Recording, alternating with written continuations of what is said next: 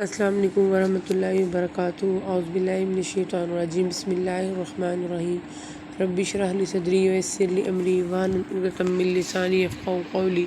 رب زدنی علما، رب یسر ولا تعسر وتمم الخیر۔ الحمدللہ، آج ہم پارہ نمبر 15 کا آغاز کریں گے۔ اس کے پہلے ربع کا آغاز سورہ بنی اسرائیل سے ہوتا ہے۔ بسم اللہ الرحمن الرحیم۔ سورہ بنی اسرائیل جو ہے مکی صورت ہے، اس کی 111 آیتیں اور 12 رکوع ہیں۔ اس صورت کو سورۃ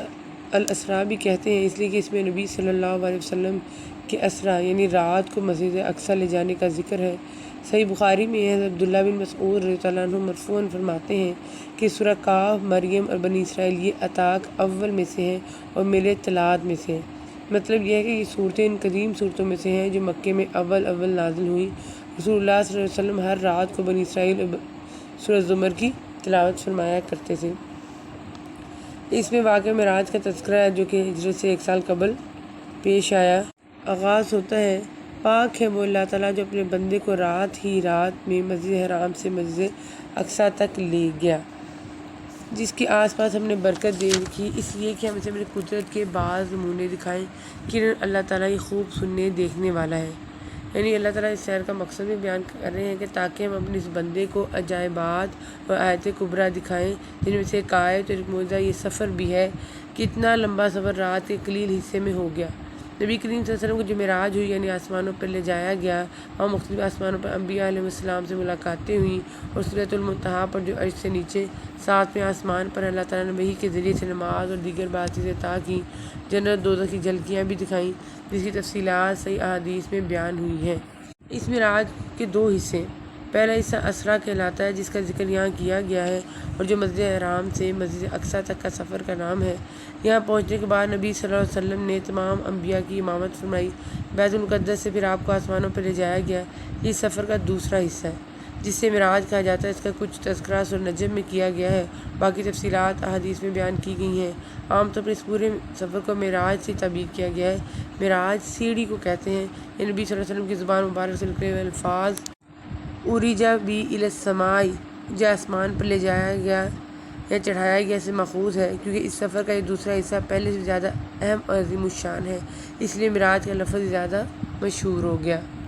پھر بنی اسرائیل کو خطاب کر کے کہا گیا کہ تمہارا باپ نوح علیہ السلام اللہ کا بہت شکر گزار بندہ تھا، تم بھی اپنے باپ سے شکر گزاری کا راستہ اختیار کرو۔ ہم نے جو محمد صلی اللہ علیہ وسلم کو رسول بنا کر بھیجا ہے، ان کا انکار کر کے کفران نعمت مت کرو۔ اور پھر اللہ تعالیٰ انسان کی کیفیت بیان کر رہے ہیں، اور انسان برائی کی دعائیں مانگنے لگتا ہے، بالکل اس کی اپنی بھلائی کی دعا کی طرح۔ انسان ہے ہی بڑا جلد باز، یعنی اللہ تعالیٰ کہہ رہے ہیں کہ انسان چونکہ جلد باز اور بے حوصلہ ہے، کہ جب اسے تکلیف پہنچتی ہے تو اپنی ہلاکت کے لیے اسی طرح بد دعا کرتا ہے جس طرح بھلائی کے لیے اپنے رب سے دعائیں کرتا ہے۔ اس رب کا فضل و کرم ہے کہ وہ اس کی بد دعاؤں کو قبول نہیں کرتا۔ یہی ٹاپک ہم نے سورہ یونس کی آیت نمبر 11 میں پہلے پڑھا بھی ہے۔ اور پھر آگے کہا جا رہا ہے کہ ہم نے انسان کی برائی بھلائی کو اس کے گلے لگا دیا ہے، یعنی اس کے اچھے یا برے عمل جس پر اس کو اچھی یا بری جزا دی جائے گی گلے کے ہار کی طرح اس کے ساتھ ہوں گی، یعنی اس کا ہر عمل لکھا جا رہا ہے، اللہ کے اس کا پورا ریکارڈ محفوظ ہوگا، قیامت والے دن اس کے مطابق اس کا فیصلہ کیا جائے گا۔ اور پھر آگے اللہ تعالیٰ کہتے ہیں کہ جو رائے راست حاصل کر لے وہ خود اپنے ہی بھلے کے لیے رائے یافتہ ہوتا ہے، اور جو بھٹک جائے اس کا بوجھ اسی کے اوپر ہے، کوئی بوجھ والا کسی اور کا بوجھ اپنے اوپر نہ لا دے گا۔ البتہ جو گمراہ کرنے والے بھی ہوں گے، انہیں اپنی گمراہی کے بوجھ کے ساتھ ان کے گناہوں کا بھار بھی بغیر ان کے گناہوں میں کمی کیے اٹھانا پڑے گا جو ان کی کوششوں سے گمراہ ہوئے ہوں گے، جیسے قرآن پاک کے مقامات اور حدیث سے بھی واضح ہے۔ یہ دراصل ان کے اپنے ہی گناہوں کا بھار ہوگا جو دوسروں کو گمراہ کر کے انہوں نے کمایا ہوگا۔ اور پھر آگے اللہ تعالیٰ کہتے ہیں، اور جس کا ارادہ آخرت کا ہو، جیسی کوشش اس کے لیے ہونی چاہیے وہ کرتا بھی ہو، وہ با ایمان بھی ہو، بس یہی لوگ ہیں جن کی کوشش کی اللہ کے ہاں پوری قدردانی کی جائے گی۔ یعنی اللہ تعالیٰ کے یہاں قدردانی کے لیے 3 چیزیں یہاں ڈسکرائب کی گئی ہیں: ارادہ آخرت یعنی اخلاص، اور اللہ کی رضا جوئی، ایسی کوشش جو اس کے لائق ہو سنت کے مطابق، اور تیسرا ایمان، کیونکہ اس کے بغیر تو کوئی عمل بھی قبول التفات نہیں، یعنی قبولیت عمل کے لیے ایمان کے ساتھ اخلاص اور سنت نبوی کے مطابق ہونا ضروری ہے۔ پھر اللہ تعالیٰ آیت نمبر 22 سے لے کر 38 تک اسلامی نظام زندگی کے بنیادی اصول بیان کر رہے ہیں۔ سب سے پہلے اللہ تعالیٰ کہہ رہے ہیں کہ اللہ تعالیٰ کے ساتھ کسی اور کو معبود نہ ٹھہراؤ،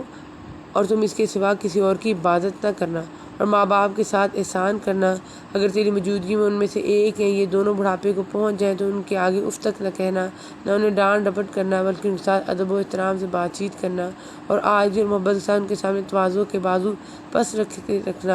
اور دعا کرتے رہنا کہ اے میرے پروردگار ان پر ویسا ہی رحم کر جیسا انہوں نے میرے بچپن میں میری پرورش کی ہے۔ اور پھر اللہ تعالیٰ کے کہنے رشتہ داروں اور مسکینوں اور مسافروں کا حق ادا کرتے رہو اور اسراف اور بیجا خرچ سے بچو۔ پھر آگے کہنے کہ اگر تجھے ان سے منہ پھیر لینا پڑے اپنے رب کی اس رحمت کی جستجو میں جس کی تو امید رکھتا ہے تو بھی تجھے چاہیے کہ عمدگی اور نرمی سے انہیں سمجھا دے، یعنی مالی استطاعت کے فقدان کی وجہ سے، کمی کی وجہ سے جس کے دور ہونے کی اور کشاشِ رزق کی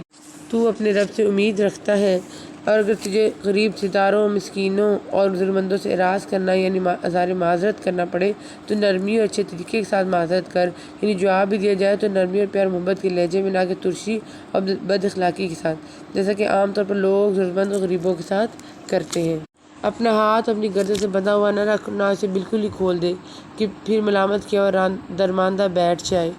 یقیناً تیرا رب جس کے لیے چاہے روزی کشادہ کر دیتا ہے، جس کے لیے چاہے تنگ، اور مفلسی کے خوف سے اپنی اولاد کو نہ مار ڈالو، ان کو اور تم کو ہم ہی روزی دیتے ہیں کہ ان کا قتل جو ہے کرنا کبیرہ گناہ ہے۔ یہ آیت سورہ انعام 151 میں پہلے بھی ہم نے پڑھی ہے۔ حدیث میں آتا ہے کہ نبی صلی اللہ علیہ وسلم نے شرک کے بعد جس گناہ کو سب سے بڑا قرار دیا وہ یہی ہے کہ تو اپنی اولاد کو اس ڈر سے قتل کر دے کہ وہ تیرے ساتھ کھائے گی۔ آج کل قتل اولاد کا گناہ عظیم نہایت منظم طریقے سے اور خاندانی منصوبہ بندی کے حسین عنوان سے پوری دنیا میں ہو رہا ہے، اور مرد حضرات بہتر تعلیم و تربیت کے نام پر خواتین اپنے حسن کو برقرار رکھنے کے لیے اس جرم کا عام ارتکاب کر رہی ہیں۔ اللہ تعالیٰ کے نزدیک یہ سب جو ریزنز ہیں ایکسیپٹیبل نہیں ہے۔ پھر آگے اللہ تعالیٰ حکم دے رہی ہے کہ خبردار زنا کے قریب بھی نہ بھٹکنا، کیونکہ وہ بڑی بے حیائی ہے اور بہت ہی بری راہ ہے۔ اسلام میں زنا چونکہ بہت بڑا جرم ہے، اتنا بڑا کہ کوئی شادی شدہ مرد یا عورت اس کا ارتکاب کر لے تو اسے اسلامی معاشرے میں زندہ رہنے کا حق ہی نہیں ہے۔ پھر اسے تلوار کے اکوار سے مار دینا ہی کافی نہیں ہے، بلکہ حکم ہے کہ پتھر مار مار کے اس کی زندگی کا خاتمہ کیا جائے تاکہ وہ معاشرے میں نشان عبرت بن جائے۔ اور آگے کہنے کہ اور کسی جان کو جس کا مارنا اللہ نے حرام کر دیا ہرگز ناحق قتل نہ کرنا۔ حق کے ساتھ قتل کرنے کا مطلب ہے قصاص میں قتل کرنا ہے، جس کو انسانی معاشرے کی زندگی اور اپنے سکون کا باعث قرار دیا گیا ہے۔ اور یتیم کے مال کے قریب بھی نہ جاؤ سوائے اس طریقہ کے جو بہت ہی بہتر ہو،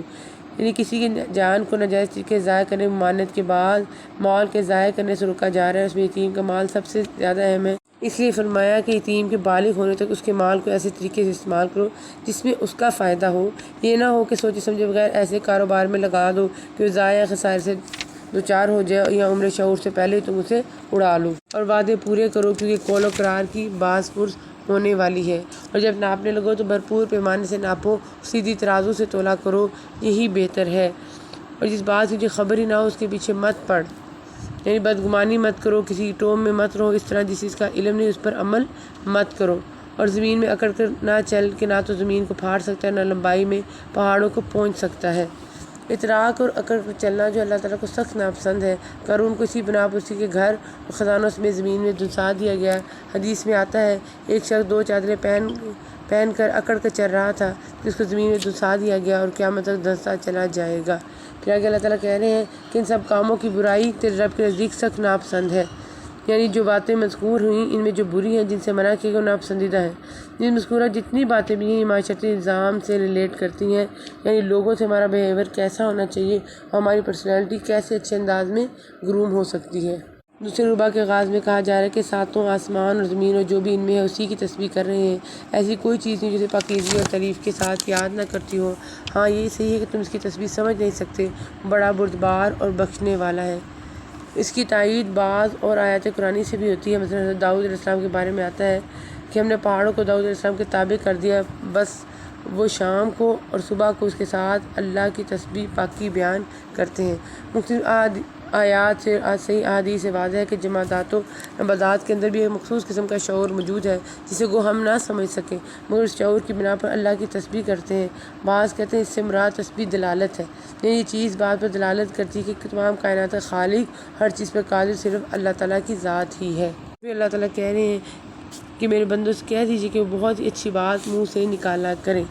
یعنی آپس میں گفتگو کرتے وقت زبان کو احتیاط سے استعمال کریں، اچھے کلمات بولیں۔ اس طرح کفار مشرکین اور اہل کتاب سے اگر مخاطبت کی ضرورت پیش آئے تو ان سے مشفقانہ اور نرم لہجے میں گفتگو کریں، کیونکہ زبان کی جو ذرا سی بے اعتدالی سے شیطان جو تمہارا کھلا ازلی دشمن ہے تمہارے درمیان آپس میں فساد ڈلوا سکتا ہے، یا کفار مشرکین کے دل میں تمہارے لیے زیادہ بغض و عناد پیدا کر سکتا ہے۔ حدیث میں نبی صلی اللہ علیہ وسلم نے فرمایا، تم میں سے کوئی شخص اپنے بھائی مسلمان کی طرف ہتھیار کے ساتھ اشارہ نہ کرے، اس لیے کہ وہ نہیں جانتا کہ شیطان شاید اس کے ہاتھ سے وہ ہتھیار چلوا دے اور اس مسلمان بھائی کو جا لگے، جس سے اس کی موت واقع ہو جائے، پس وہ جہنم کے گڑھے میں جا گرے۔ پھر آدم علیہ السلام اور ابلیس کا قصہ بیان کیا گیا جو ہم نے پہلے ہی پڑھا۔ اس میں ایک جملہ ایسا کہ اگر تم ہمارے کاموں میں، مال میں، ہمارے وقت میں سے حصہ لینا چاہتے ہو تو لے لو،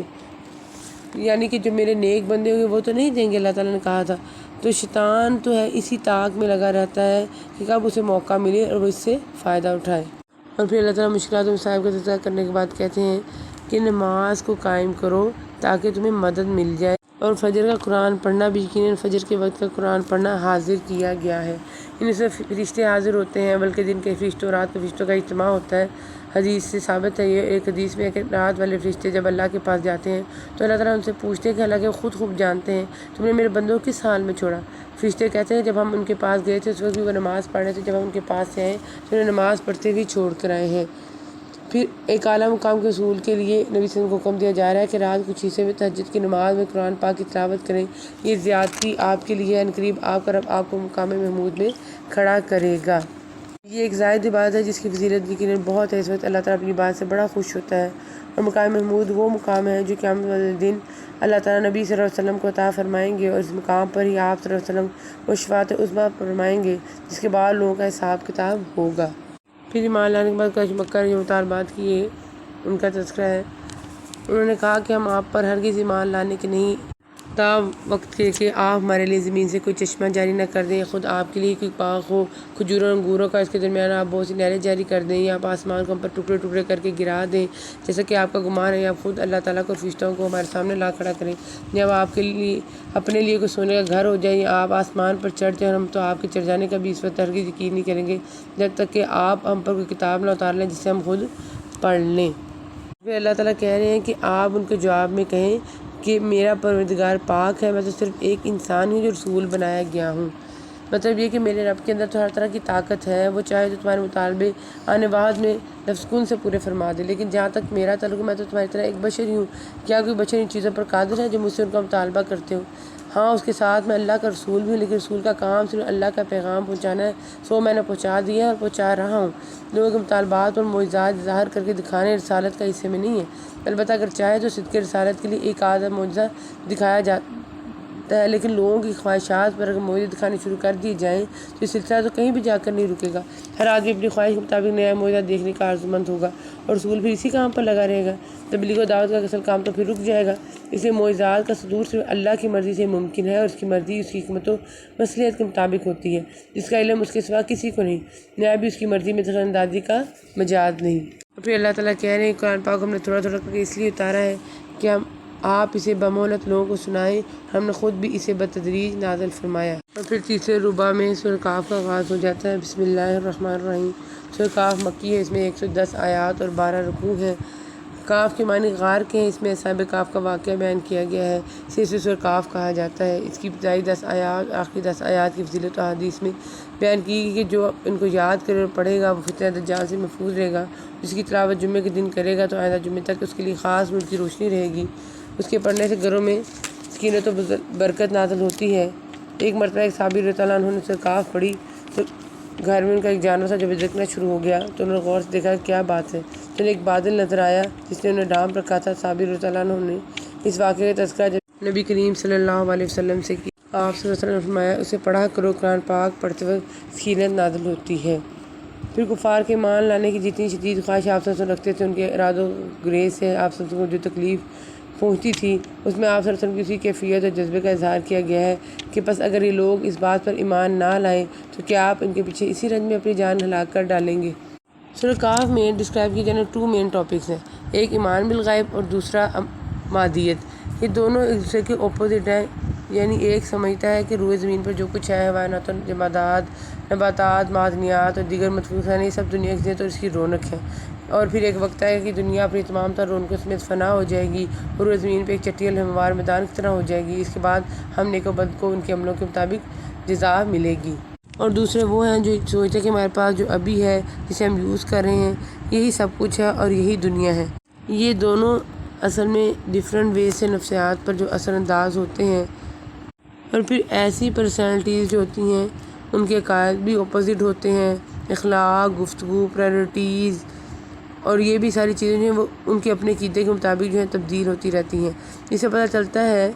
کہ آپ کہاں اپنا آپ لگا رہے ہیں، کس انداز میں مال خرچ کر رہے ہیں، کہاں آپ کا وقت صرف ہو رہا ہے۔ یہ کلیئر کرتی ہیں کہ آپ کس عقیدے پر ہیں، اور پھر اس کے جو اثرات ہیں، ایفیکٹس جو ہیں فرد اور سوسائٹی دونوں پر پڑتے ہیں۔ اسی لیے اللہ تعالیٰ انسان کو امتحان کے لیے اسے مختلف آزمائشوں سے گزارتا بھی ہے تاکہ چھان لے کہ کون بہتر ہے۔ اس طرح جو انسان بڑی بڑی آزمائشوں کو فیس کر رہا ہے،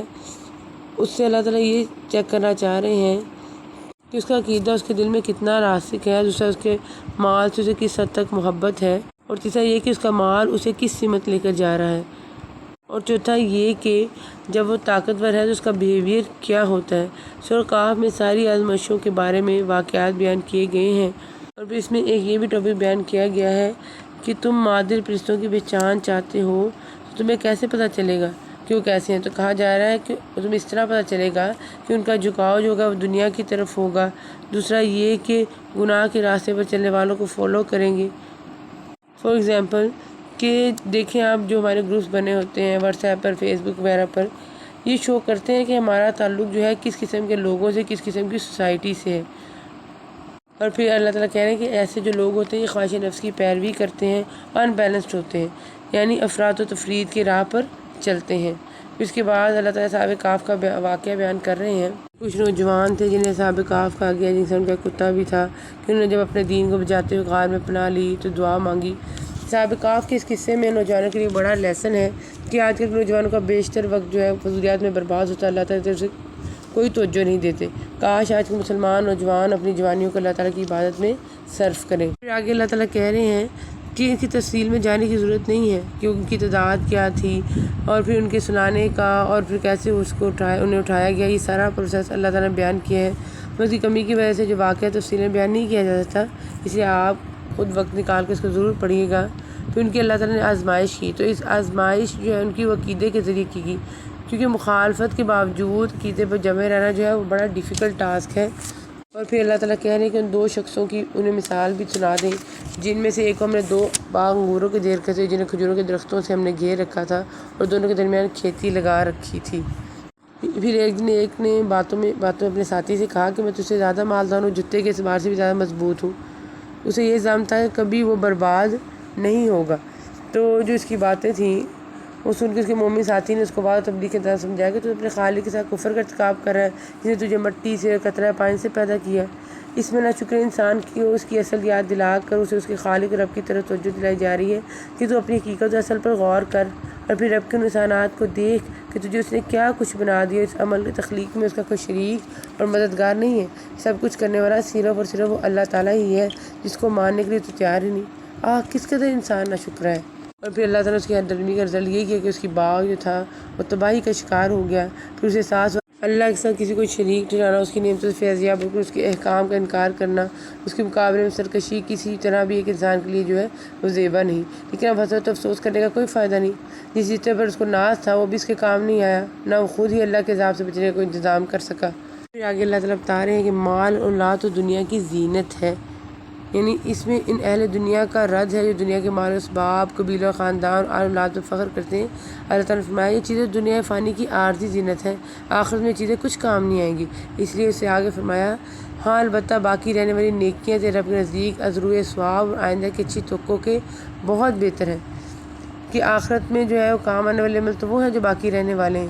اور پھر آگے اللہ تعالیٰ آخرت اور اس میں جواب دہی کو بیان کر رہے ہیں کہ سب کے سب تیرے رب کے سامنے سب بستہ حاضر کیے جائیں گے، کہ تمہارے پاس اسی طرح آئے جس طرح ہم نے تمہیں پہلی مرتبہ پیدا کیا تھا، لیکن تم تو اسی خیال میں رہے کہ ہم ہرگز تمہارے لیے کوئی وعدے وقت مقرر کریں گے بھی نہیں۔